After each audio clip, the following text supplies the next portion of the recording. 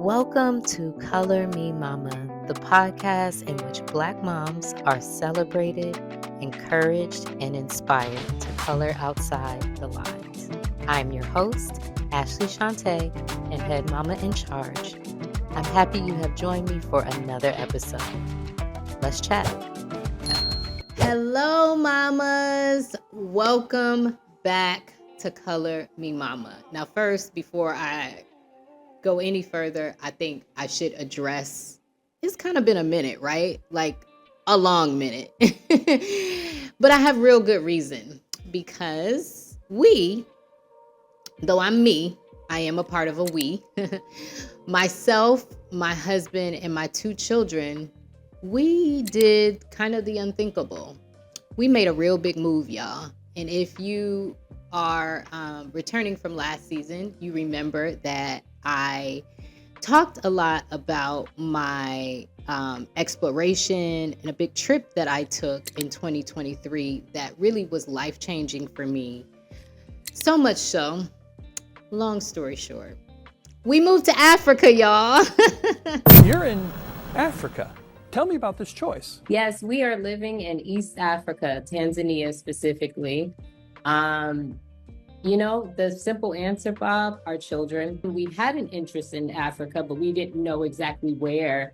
And so we were like, Tanzania, maybe. Let's see. And then, I kid you not, after that, there were all these signs. Like, I'd take my son to the doctor's office, and the doctor would be like, I'm from Tanzania. Or I'd meet someone at a cafe, and they'd be like, I just came back from Tanzania. It was great. So there were all these like little clues and like breadcrumbs that really brought us here. But their work is universal, and so is a great story. Yeah, we packed up our things, the things that no longer served us. We either sold them, gave them away, and then the things that we wanted to keep but couldn't bring, we put them in storage. And then we brought our most important keepsakes with us, our children. We have moved to Africa, East Africa, specifically to Tanzania. So I want to talk about the changes that my motherhood has taken since moving here. And to be honest, a huge part of why myself and my family, why we moved to Tanzania and why we moved to the continent of Africa really had a lot to do with me feeling like I could be a better mother outside of America, right? So let's talk about that. How has my mothering changed since moving from Western society, now living on the continent of Africa? Well, let's start, right? First, I do not know how to use my washing machine. You may be thinking, okay, girl, what?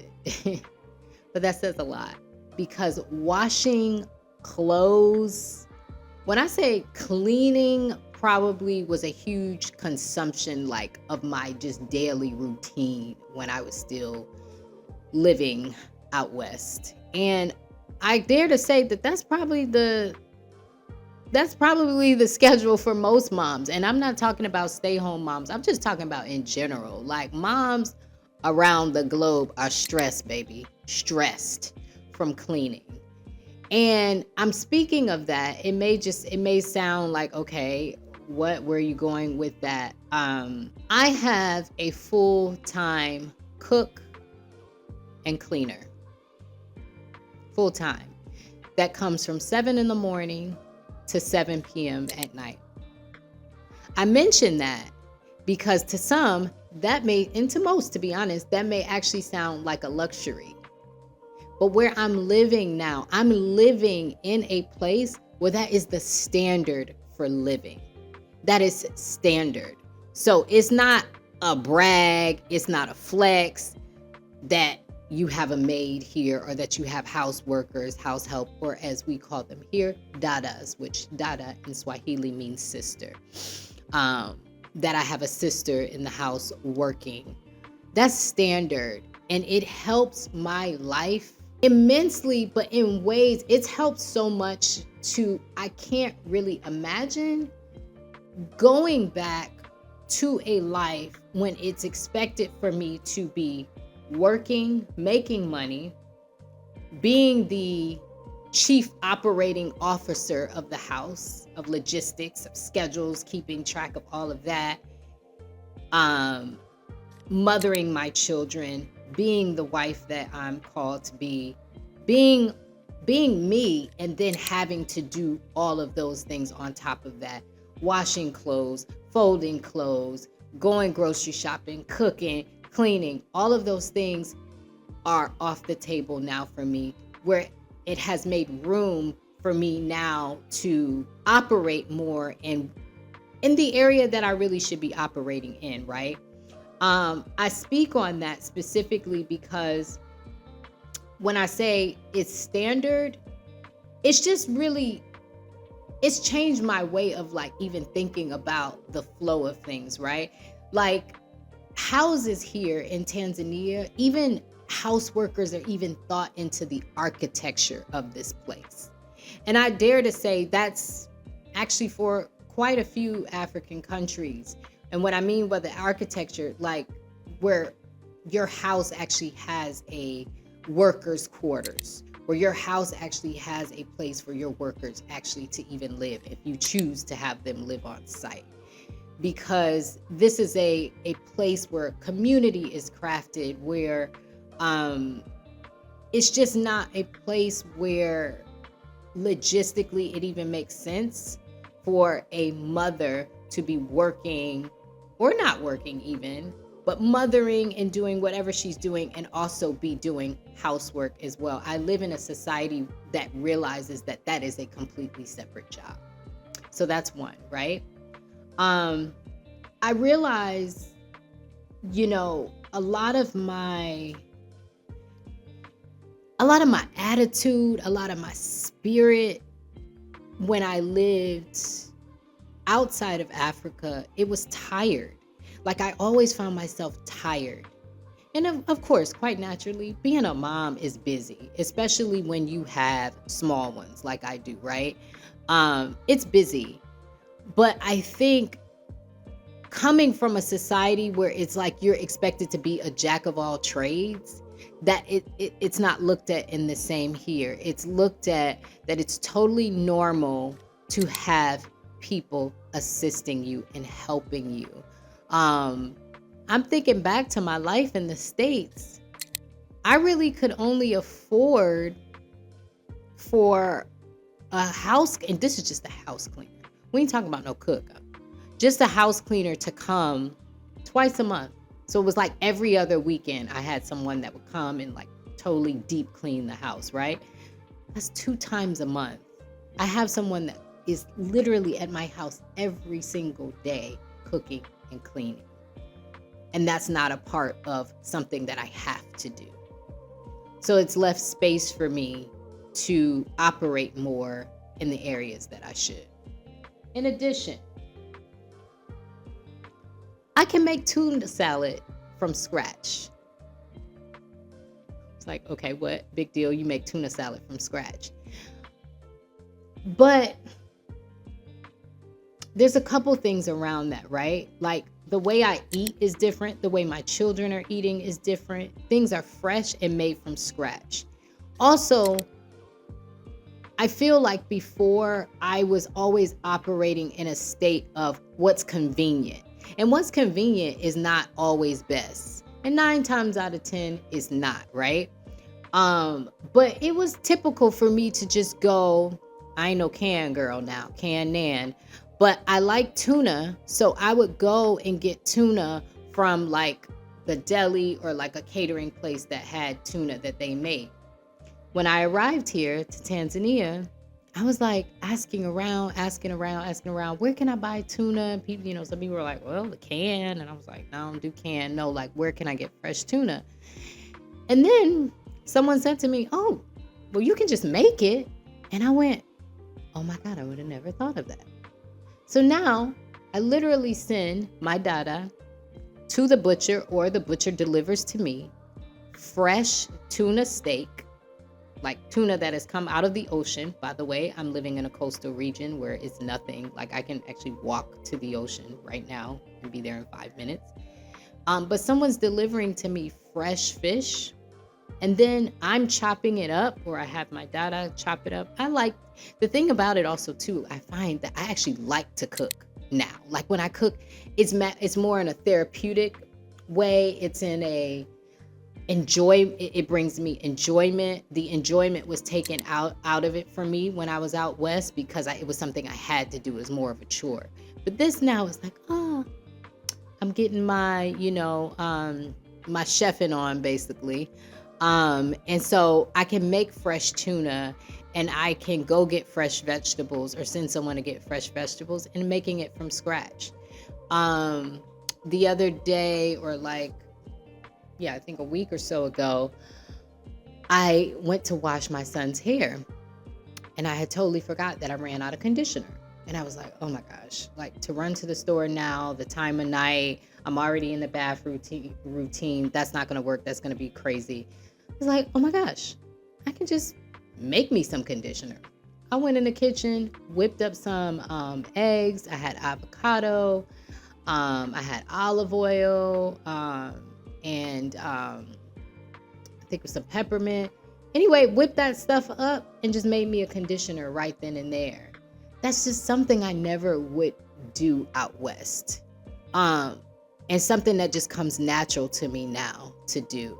And also those ingredients and fresh fruit and vegetables are just, it's plentiful here, right? And so my house is always stocked with the things that are good for the body, for our skin, good for our hair, good for our digestive system. I just feel so much closer and so much more grounded to earth here in a way that I didn't feel there. I realized the other day that I'm like, my children are growing up in a bilingual home. And, for those of you that travel, you realize when you go to other places in the world, most places outside of Western society, most people in other places speak a minimum of 2 languages, minimum, right? Where I felt like, for the most part, my experience, living in America, most born and raised Americans mostly spoke English, right? Because that's the national language, and you just spoke English, with the exception of that you had immigrants that spoke their native tongue, and then they were learning English. But here you have people that English is not their native language, but they learn their native language first, and then they also know English, and then they also know another language. And so because my boys are growing up in a society of duality where, they are American, but they're growing up now on the African continent, they're speaking the native language of where we are. My house, house workers that are here, my gardener, different people, they're speaking the language. And so my children are picking up on that. I am picking up on that. When I'm speaking to my dada, I am speaking an Ingwili is actually what I call it, because it's more English than it is Swahili. But every day, kidogo, like they say here, which is little by little, I'm growing and being a Swahili speaker, which is really beautiful. And, I have been confronted more with a lot of the things that have really been stripped away from us as African people. I'm confronted with that.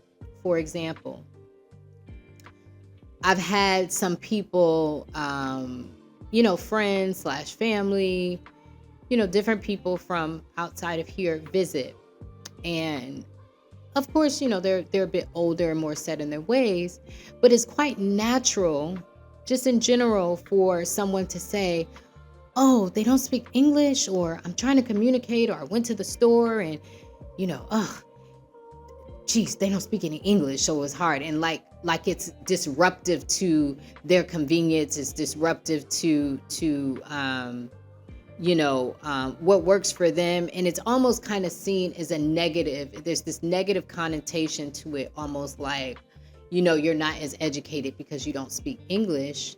Meanwhile, English was literally beaten into us. English is not our native tongue, but yet we have been so brainwashed and just so stripped away of what's natural to us and what the origin of our true being is, that when we do hear someone that can't speak English, we almost look at it negatively. So there's been a lot of learning and unlearning for me while being here. I don't worry about school shootings, y'all. And if I could say that that's probably my biggest flex, that I just don't worry. Now, don't get me wrong. I'm very aware that I live on Earth, right? And there's evil everywhere. There is disruption of some sort, and there's inhumane things that happen around the globe. I understand that. But as a mother, when I first became a mother, and I became a mother at a very tumultuous time in the height of 2020, for those that are new to listening, I became a mother in 2020, and there was just this like uncomfortability, irritation, almost like allergic reaction that was happening in my spirit, where I just became just much more nervous, much more just anxiety was like really taking a front row seat. And I'm not an advocate for anxiety by any means. I do think that needs to be checked and addressed. But I do feel like so often as mothers, as Black mothers in particularly, we forget that we're free and that we can just, we can, if someone very prominent said this. She's like the head of Essence right now. She's a Kenyan American woman, very beautiful, very glamorous, and colorful lady.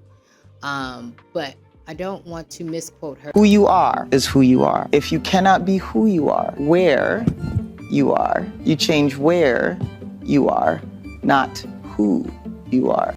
I agree with that sentiment. I wholeheartedly believe, I think sometimes, and especially us as foundational Black Americans, a lot of times because protests and civil rights and, resistance is so a part of our bloodline. And thank God I come from a bloodline like that.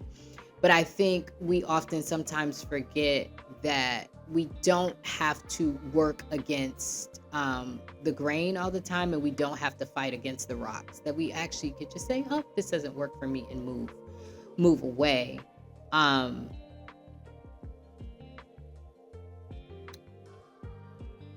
Moving away from that environment, I just don't worry about the things that I used to worry about. And that's just what it is. Like, my kids are going to school, and yes, I'm still cautious. Yes, I teach them to be cautious. I still pray over them the same as I did when I lived out west. But I don't live in a culture anymore where it's like normal for people to have a gun in their pocket the way that people have a phone, a smartphone, so the accessibility to being able to unalive someone is not common where I am. I'm raising my kids in an environment like that.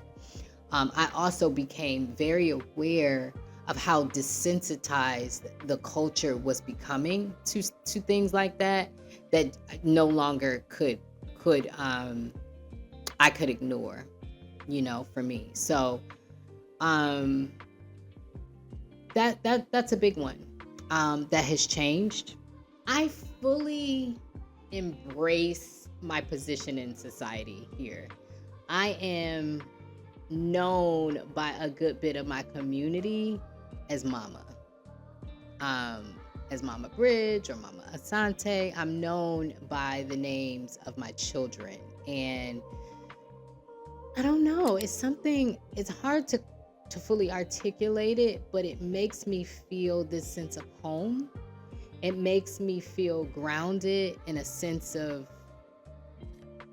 I don't know, it's like a blanket, like embrace, when I go and pick up my kids from school, like all of the kids address me as Mama, my kid's name, right? Versus I know it's more common in Western society to address your friend's parents or so by Mr., their last name, or maybe sometimes their first name, but Mr. or Mrs. so-and-so. Which creates, I think, a bit more, I like it because it's respectful, but it creates kind of more of this professional sort of exchange, where here it's a Mama, my kid's name. And it feels more like family. It feels more community. And let's talk about names here, right? Names here, I feel like in general are more of this personable setting. So, even when I go to the doctor here, the doctors, you address your doctor by their first name. So it would be, if your doctor's first name is, Kenneth, let's just say. I don't have a Dr. Kenneth. But instead of, if his name was Kenneth Chestnut in the States, it would probably be like Dr. Chestnut. But here, it'd be Dr. Kenny or Dr. Kenneth, which also just creates this more sense of closeness. Here, it's totally common to message your doctor, after an appointment is over and maybe you have some follow-up questions or whatever. You can call your doctor on the phone. The doctors can call you on the phone. You can send your doctor, a WhatsApp message, that kind of thing, which is just more personable and makes me feel more comfortable, and not that there's this just like huge separation, between you and this person that's offering your care. And a lot of times where your life is somewhat in their hands, and so I really love that. About being a part of a community, I'm very aware of like all of the moving parts, the little pieces of the community. For example, in my daily life, most of the things that I am getting or that I am buying, I know the people's names or I know their face, because it's like we have an exchange often. So, for example, going to the butcher or going to the pharmacy, they know me there. They're like, how are the kids? Hi. I can call the pharmacy actually on the phone, and they will literally send me my medicine by a boda, which boda here means motorcycle, but they're going to send me my medicine. I don't have to go out and get it. They're going to send it. With a lot of my attire that I wear is often either custom made or is tailored by someone. And there's just this sense of like community and less of corporation. And nothing against corporation, I'm not saying that, but it's just this very familiar exchange that just reminds me that I'm a part of a community. Let's see, what else has changed? I'll be really honest. I feel if I could pat myself on the back and salute my husband as well, I'm really thankful that we are raising international children. I really feel like my children are going to have just their perspective is just going to be, I believe, wider. They're going to have a duality of, that they are American. We're proud to be American. We know our history. We know that we are in the fabric of America. We know that we are heavily responsible for the success of America. But my children will not grow up with this negative connotation of Africa because they've lived there. They haven't just seen it on TV. They haven't just, bought into the propaganda. They don't have that fear. They've lived in an African country. They know another language and hopefully multiple languages. They are having an exchange with other cultures that they probably most likely wouldn't have access to out west, or that they also would not, if they did have access to them, that they wouldn't be in their immediate circle, right?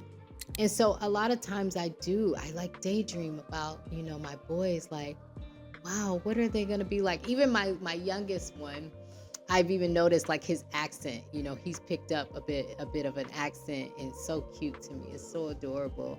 That truly, because my kids are so young, they'll really technically be probably, I don't know, almost more African than they are American. But because they are American and because their parents, came from America, they were born in America, they also have that duality of understanding. And I just want them to be able to exist in both worlds. And so I'm really, really proud of that. On the not so sunny side, a huge part of me is grieving. A huge part of me is dealing with regret, to be very honest. Being here on the continent has really forced me to look myself in the mirror and address a lot of the mistakes that I've made. My kids are young, still 5 and under. But I grieve the amount of money that I wasn't a good steward over.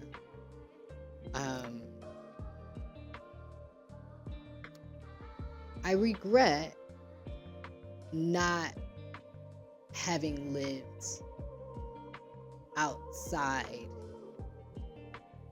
And I just regret not moving to Africa sooner, because I see money in a different way. And I think about,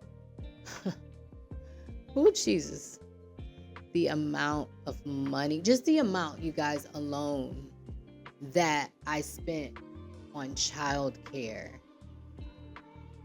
Jesus, I grieve that. I grieve the amount of money spent on childcare, on the amount of money on just also frivolous things that I really could have used to build up here. And so, to be honest, a lot of times I do feel like, the people that have maybe left Western society and are living abroad, they romanticize it a lot. And don't get me wrong, and nothing against those people, because I'm a duality person. I believe that two things can be true at the exact same time. So my two truths are, I'm loving where I live. I'm excited about the cultural exchange, the newness. But I'm also grieving at the same time my choices, and that I didn't make a choice like this sooner, because I think about what I could have done financially had I made this choice sooner. And maybe, I don't know, to be honest, maybe even some years I've taken off my life with stress. But all I have is now, so the only choice I have, right, is to move forward. but I do think a good bit about that. Being here has forced me to be much more aware of my health. Probably, yeah, I dare to say the scariest health scare I've ever had in my life has happened here. And it was a pre-existing thing that I was already dealing with before coming here, but it really came to the forefront once I got here. Like really, really came to the forefront. There was a night here that I was like, okay, because I'm like, TMI, right? I'm like covered in vomit. Like, I mean, I'm talking about vomiting profusely, uncontrollably. I vomited before. I need you to fully get an understanding. This is a type of vomit that is not bringing any kind of relief. Okay? It's not bringing relief. It's, like food poisoning I've had, those kind of things. And then usually when you release it, then you're like, oh, that was crazy, but you feel better. No, this is like my body is like rejecting my organs. Like it's, that type of thing that, and where I really thought about, okay, well, if I am going to go out of here, my kids have a great father. It's literally like what I had to like make peace with. And I think as a mother, out of all the choices that I've made around mothering, choosing the father for my kids has been probably the best decision that I've ever made. And that was a really conscious decision, right? But being here and with dealing with some health battles that I've had to deal with, it's forced me to be like, okay, I've been kind of putting these kids first and I'm out of alignment. If I'm not good, I can't be any good to those kids. I can't be any good to my husband. Like if I'm like, how am I going to do these things if I'm not here? And so it's forced me to get on top of my health and really get inside of my health holistically. I also think I don't take it lightly that these things start to come to a halt when I'm here and when I'm in a place that I can be more relaxed. I don't know what it's called, but it's a real true thing. So back like when I was living in LA and my entire life consisted, I lived, breathed, ate on set, like my whole life, for those of you, that worked that set life. So being a producer at the time, and even before that, even being an assistant to producers, my whole life consisted of being on set. And I remember when we wrapped, after this series I had been working on for months, and we wrapped, everyone got so sick. Like all of the crew was getting sick. And I remember my boss was like, oh yeah, that's the typical thing. I forgot what he called it, but basically he was like, it's a come down. Like, it's like when your body almost is like in survival mode, like when you're working like that, because it's like, I gotta get through. And then when you go home and you're not having to work and you all of a sudden have weeks off, because it's not I don't think we were meant to be working 12 and 14 hour days. That's my belief, but that's the way we were working. And so I got like sick, and a lot of crew members would get sick afterwards, and was just like, what? This is crazy.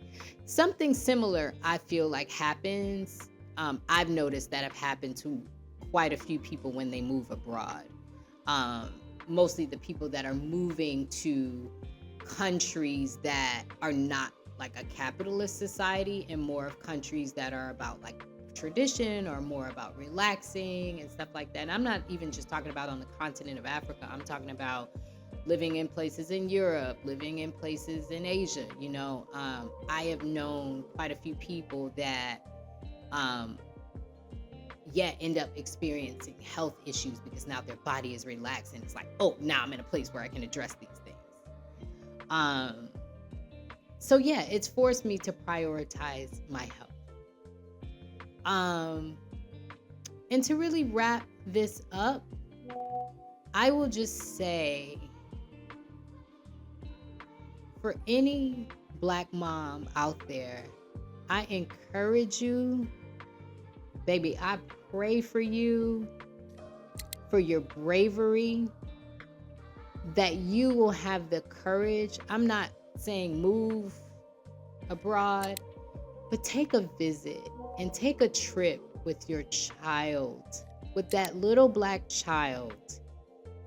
Let them see the world. You all deserve it. You deserve it for yourself, to open up your perspective, to breathe in a new air. When you go out, you realize, wow, the world it's actually quite big. I know we hear a lot of times like, oh, it's a small world, and I understand that too, because you will go places and you meet people somehow that you're connected to. But what I mean by it's a large world, you'll go someplace where the culture is completely opposite from what you've known. The food is different. What's seen as odd and weird, maybe where you're from, you go somewhere else and it's quite normal. I think one of the best things for Black children is to be able to go to other societies and have this duality of experiencing life in other places, while operating in their privilege of being American or being in Western society, because I do think that does come with a bit of privilege, right? I mean, thank God we done went through quite a bit, and still are. So with that being said, I just want to,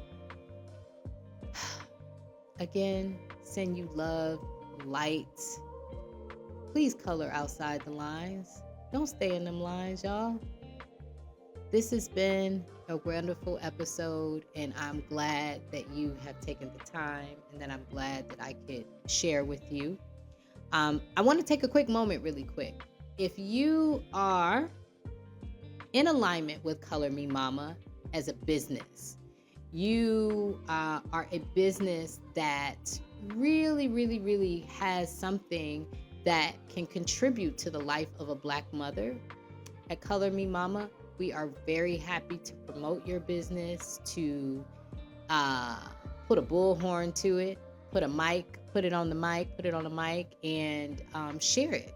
If you have something, whether you're a travel company, whether you are a holistic company, if it's for mothers, if it's for Black mothers in particularly, it's welcome here. Holla at me, and we can partner up and see what we can do.